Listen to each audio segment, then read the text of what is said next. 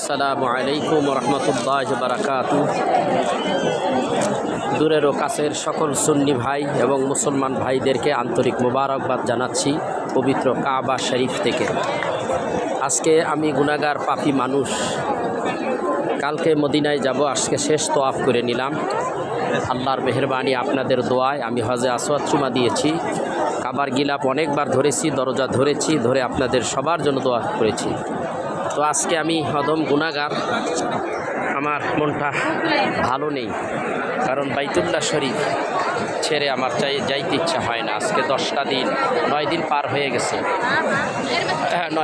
10 দিন হয়ে গেল। কেমন করে যাই এই ঘর ছেড়ে, বাইতুল্লাহ ছেড়ে আমার যেতে ইচ্ছা করে।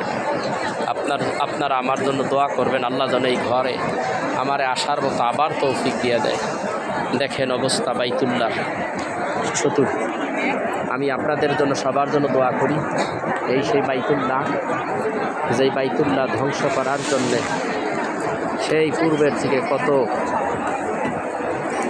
আঘাত এসেছে। এই বাইতুল্লাহ আব্রাহার বাদশাহ ধ্বংস করার জন্য কত চেষ্টা করেছিল। আল্লাহ রব্বুল আলামিন এই বাইতুল্লাহকে রক্ষা করেছেন। আল্লাহ চাইলে কি না করতে পারেন। অল্প ছোট্ট সরষার দানার মতো কঙ্কর দিয়া সেই আব্রাহা বাহিনী, হস্তি বাহিনী ধ্বংস করে দিলেন। আল্লাহ বলেন, বিসমিল্লাহির রহমানির রহিম, আলাম তারা কাইফা ফাআলা রাব্বুকা বিআসহাবিল ফিল। হে নবী, আপনি কি লক্ষ্য করেন নাই? আলাম ইয়াজআল কাইদাহুম ফি তাদলিল। যারা এই কাবাগরকে ধ্বংস করার জন্যে হস্তি বাহিনী সহকারে এখানে এসেছিল, আমি কি তাদের চক্রান্তকে নস্যাৎ করে দেইনি? কীভাবে নস্যাৎ করলেন? আল্লাহ রব্বুল আলামিন তিনি পারেন না এমন কোনো কাজ নাই। আল্লাহ তাআলা এক ঝাঁক আবাবিল নামের এক পাখি, এক ঝাঁক পাঠিয়ে দিলেন। সবার পায়ের মধ্যে 2টা কঙ্কর, মুখে একটা কঙ্কর, 3টা করে কঙ্কর, সরষার দানার মতো এই কঙ্করগুলি দিয়ে আল্লাহর তরফ থেকে আল্লাহর সৈন্য পাঠিয়ে দিলেন। তো আল্লাহ রব্বুল আলামিনের পক্ষ থেকে এই সৈন্যগুলি, এই পাখিগুলি যখন হাতিদের উপরে কঙ্করগুলি যখন পড়তেছিল, সমস্ত হাতিগুলি সাথে সাথে একেবারে ছেঁচা হয়ে গেল, ভর্তার মতো হয়ে গেল। তো আল্লাহ তাবারক ওয়া তাআলা এই কাবা বাইতুল্লাহ রক্ষা করলেন। আল্লাহ সূরা ফিলের শেষের আয়াতে বলেন, ফাজআলাহুম কাআসফিন মাআকুল। আমি হস্তি বাহিনী এবং যারা কাবাগরের দুশমন যারা ছিল, আমি তাদেরকে ধ্বংস করে দিয়েছি এমনভাবে, যেরকম গরুতে ঘাস খেয়ে ফেললে একেবারে সাবা সাবা হয়ে যায়, ঠিক ওইরকম করে দিয়েছি। তিনি আল্লাহ ওই বাহিনীর কাছে একেবারে ক্ষুদ্র পাখি বাহিনী দিয়া আল্লাহ তাআলা তাদেরকে পরাজিত করেছেন। আল্লাহ তিনি তার ঘরকে হেফাজত করেছেন। শুধু তাই নয়, বন্ধুগণ লক্ষ্য করুন, আল্লাহর পক্ষ থেকে আল্লাহ বিরোধী যারা, খোদা বিরোধী যারা, তারা বিশাল শক্তি নিয়ে আসলেও আল্লাহ তাআলা যদি চান মুসলমানের পক্ষে সামান্যতম সাহায্য দিয়া তিনি মুসলমানদেরকে বাঁচায়। যেমন নমরুদ এত বাড়া ছিল, নমরুদ ধ্বংস হইল কীভাবে? সামান্য একটা ন্যাংরা মশা দিয়ে আল্লাহ তাআলা নমরুদকে ধ্বংস করে দিলেন। আমার আল্লাহ পারেন না এমন কোনো কিছু নাই। ইব্রাহিম আলাইহিস সালাতু ওয়াস সালামকে দুশমনেরা আগুনে ফেলে দিল, কি করলেন আল্লাহ? কিচ্ছু করতে হয় নাই, শুধু আগুনকে নোটিশ করে দিলেন যে ইয়া নারু কুনি বারদাও ওয়া সালামুন আলা ইব্রাহিম। আগুন কিন্তু ঠিকই জ্বলছিল, বিশাল অগ্নিকুণ্ড জ্বলিয়েছিল, কিন্তু ইব্রাহিম আলাইহিস সালামের একটা পশমও জ্বালাইতে পারে নাই। আল্লাহ রব্বুল আলামিন এই যে মক্কা মদিনার মাঝখানে বদরের প্রান্তরে 1000 কাফের মুশরিক, তারা যুদ্ধ করতে হয় কিভাবে, সব ট্রেনিং প্রাপ্ত, আর মুসলমানদের পক্ষে মাত্র 313 জন। তারা যুদ্ধর কোনো ট্রেনিং নাই, অস্ত্রটা ঠিকমতো ধরতে পারে না। 313 জনের মধ্যে 313 জন দিয়ে আল্লাহ রাব্বুল আলামিন বদরের প্রান্তরে আল্লাহ সাহায্য করেছেন, মুসলমানদেরকে বিজয় করেছেন। বন্ধুগণ আমার, আল্লাহ কি না করতে পারে। শুধু তাই নয়, মহান রব্বুল আলামিন হযরতে মূসা আলাইহিস সালাতু সালাম, ফেরাউনকে কম যন্ত্রণা দিছে মুসারে। হযরত মূসা আলাইহিস সালাতু সালাম আল্লাহ তারে সাহায্য করলেন। সমস্ত দল বল নিয়ে যখন সমুদ্রের কিনারে গেল, কাফেরেরা এসে গেল, হাজারে হাজারে লক্ষ লক্ষ কাফেরেরা এসে গেল। 3 দিক বেষ্টন করে ফেলল, 3 দিক বেষ্টন করে ফেলল। কোথায় যাবে? মূসা নবী তার সৈন্য সামন্তরা বলতে লাগলো, ফালাম্মা তারা আল জামআনি ক্বালা আসহাবু মূসা ইন্না লামুদরাকুন। ও মূসা নবী গো, আমরা যে ধরা পড়ে যাচ্ছি, ইন্না লামুদরাকুন, আমরা তো ধরা পড়ে যাচ্ছি।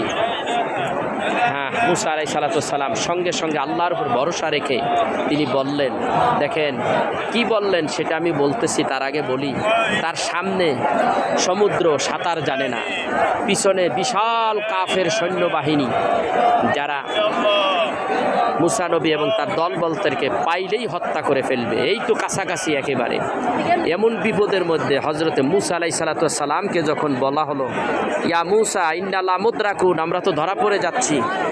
মূসা আলাইহিস সালাম বললেন, ক্বালা ইন্না মাইয়া রব্বি সাইয়াহাদিন, ক্বালা কাল্লা ইন্না মাইয়া রব্বি সাইয়াহাদিন, ক্বালা কাল্লা, কখনো নয়, ধরা তো পড়বই না। বাঁচাইয়া দেওয়ার জন্য আল্লাহ রাব্বুল আলামিন আমাদের ব্যবস্থা করবেন। কি ব্যবস্থা করলেন? আল্লাহ তাআলা মূসা নবীকে বললেন, আপনার হাতের লাঠি দিয়া আপনি সমুদ্রের মধ্যে আঘাত করেন। আঘাত করার সঙ্গে সঙ্গে 12টা রাস্তা বানিয়ে দিলেন। সবাই পৌঁছে গেল, ফেরাউনের গোষ্ঠী সব পানিতে নিমজ্জিত হলো।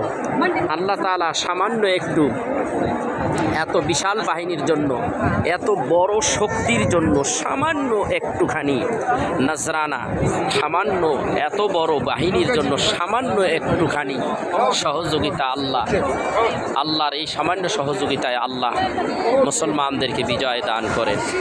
বন্ধুগণ আমার, মন চায় না, মন সায় দেয় না আজকে এই কাবা বাইতুল্লাহ শরীফ থেকে আমি বিদায় হয়ে যাব। আজকে রাত এখন এই সৌদি স্থানীয় সময় এখন বাজতেছে 9টা 14 মিনিট, বাংলাদেশে বাজতেছে 12টা 14 মিনিট। তো আজকে চলে যাব 10 দিন পর, কাবা শরীফ থেকে চলে যাব। এই 10 দিনেই আমি উমরা করেছি এবং তোয়াফ করেছি। এই আল্লাহর ঘরের সাথে আমার একটা সম্পর্ক হয়ে গেছে, মহাব্বত হয়ে গেছে। আজকে আল্লাহর ঘরের সেই হজে আসওয়াদ চুমা দিয়েছি। আজকে চলে যেতে মনে চায় না, সকালবেলায় চলে যেতে হবে মদিনায়। কাবা বাইতুল্লাহর বিশেষ মেহমান আমার আল্লাহ তাআলার এই কাবা বাইতুল্লাহ শরীফ থেকেও বেশি দামি আমার আল্লাহর কাছে সৈয়দুল মুরসালিন, ইমামুল মুরসালিন, খাতামান নবিয়্যিন, হুজুর আকরাম, রসুল খোদা মুহাম্মদুর রাসূলুল্লাহ সাল্লাল্লাহু আলাইহি সাল্লাম, তার দরবারে, শানে রিসালাতের দরবারে যাব, যেখানে গেলে আল্লাহর হাবিবের সুপারিশ ওয়াজিব হয়ে যায়। মান জারা কবরি ওয়াজাবাত লাহু শাফাআতি। ইনশাআল্লাহ মদিনায় গেলে বিস্তারিত কথা মদিনার ব্যাপারে হবে, নবীর রওজা নিয়ে, বিভিন্ন আশেপাশে সব কিছু নিয়ে কথা হবে। আমি এই কাবা বাইতুল্লাহর চতুর্পাশে যতটুক সম্ভব গারে হেরা, গারে সুর, জবালে নূর এবং মসজিদে সাজারা, মসজিদে রাইয়ান, জিন মসজিদ, এই সমস্ত যতটুক সম্ভব আমি এখান থেকে দেখিয়েছি। ভাই আমি এই পর্যন্ত আমি হিসাব করেছি প্রায় 200 কিলোমিটার হেঁটেছি আমি, কারণ এখন ঘর পাওয়া যায় না, হোটেল কাছাকাছি পাওয়া যায় না। 3 কিলো জায়গা আমার হেঁটে আসতে হয়। 5 ওয়াক্ত নামাজে, এক ওয়াক্তে নামাজে আমার 6 কিলো হাঁটতে হয় যাওয়া আর আসা। এভাবে উমরা করেছি। এখন একটা ওমরা করতে আমার 13 কিলো জায়গা হাঁটতে হয়। হিসাব করে দেখলাম এরমভাবে যেভাবে হাঁটছি, চলাফেরা করেছি প্রায় 200 কিলো এই 10 দিনে হাঁটছি আমি।